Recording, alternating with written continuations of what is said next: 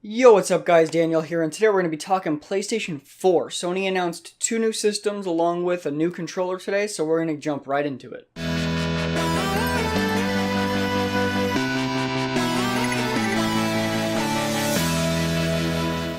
So real fast, we're going to jump through the PlayStation 4 Slim as there's really not a whole lot to talk about. It's $299 at launch. It launches in a little over a week from when I'm recording this video. It is going to be, 30% smaller, 28% more power efficient. All in all, just pretty much the same thing as the PS4, just miniaturized. One thing to note, though, it is lacking an optical audio port. So for anyone like myself who uses a headset that uses optical audio, I don't know what you're supposed to do. Sony, I guess, just wants you to buy a new headset. Which doesn't make any sense since this is supposed to be the cheap console. You'd think they'd want things that require people to not buy other stuff. Don't really know. But we're going to jump right into the PlayStation 4 Pro. So when the PlayStation 4 Pro drops this November, it'll be $399. It'll include a 1TB hard drive, a 2 times faster GPU, the same CPU only running at faster clock speeds, same amount of RAM and all that. You should see an improvement in Wi-Fi. It is going to be coming with 802.11 AC, which is a much needed addition, and yes, it will support 5 GHz dual band as well, for those that are wondering. All in all, just a big improvement to the Wi-Fi situation, which was currently awful on the PS4. The PlayStation 4 Pro will be rocking 3 USB 3 ports. It'll also be including HDMI 2.0, which will be used for outputting 4K games and 4K streaming. Now, the reason I specify 4K streaming is that, and this has a lot of people up in arms, the system will not be including 4K Blu-ray support. I will do a video more in depth on that topic, as I feel like that's something that needs to be discussed further, being that there is so much controversy about it. So make sure and subscribe so you guys don't miss that. Link down in the description once that goes live as well. Should be out tomorrow. And then also, 4K streaming is going to be a big deal. Sony did confirm that we're getting Netflix in 4K with HDR support, and then YouTube in 4K. We'll get others as well, but those are just the first two they've confirmed. Alright, so I don't know about you guys, but I don't personally buy game consoles to watch media very often. I generally do that with my Chromecast. I buy game consoles for games, so we're going to talk about that. I have a list pulled up on my phone of future compatible titles that'll be getting support for the improved detail and resolution of the PlayStation 4 Pro. Some of the notable games that are already out that are getting updates for it include Black Ops 3, Middle-earth: Shadows of Mordor, Uncharted 4, and then the other important one for me is Infamous First Light. The reason that one's a big deal is that that was included as a PlayStation Plus game, so anyone that got that via the free download of the month and then decides to upgrade will have something that supports the new features, the new resolution, the new HDR support, and all of that.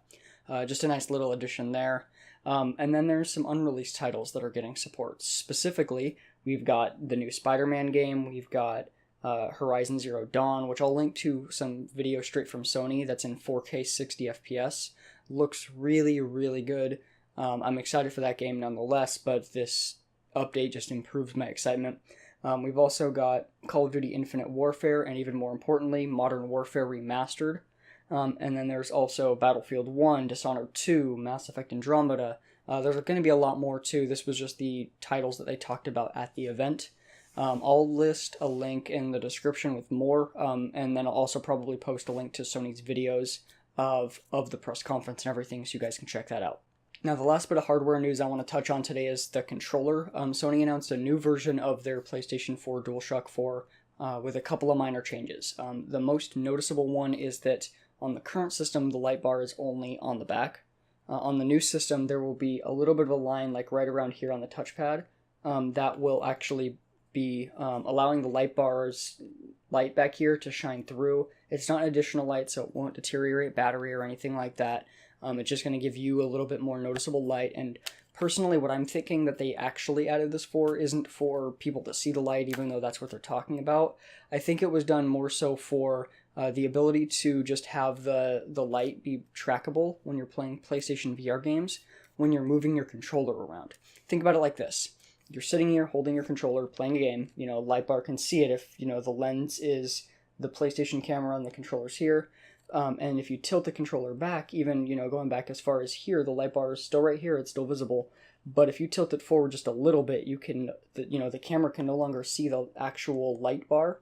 It might be able to see some of the light, but not very much, and that'll hurt tracking. And so adding a little bit of a light bar up here will help with that, because you're going to have games that use the gyroscope, and if you're moving it around while turning in your seat, it's just going to make it just not visible. So that'll be really helpful.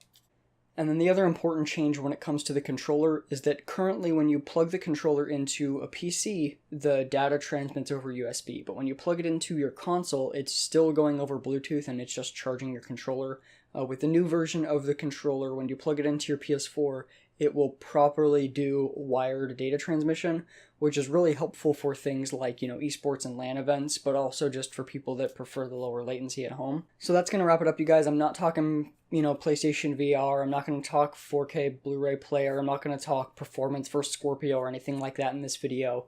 Blu-ray player and performance versus Scorpio, I will be doing separate videos on each, so make sure and subscribe so you don't miss that content. Each of those should be coming out here within the next couple of days. So thank you guys again for watching. Leave a like on this video if you learned something new about the PlayStation 4. Leave a dislike on it if you're just pissed off about the 4K Blu-ray.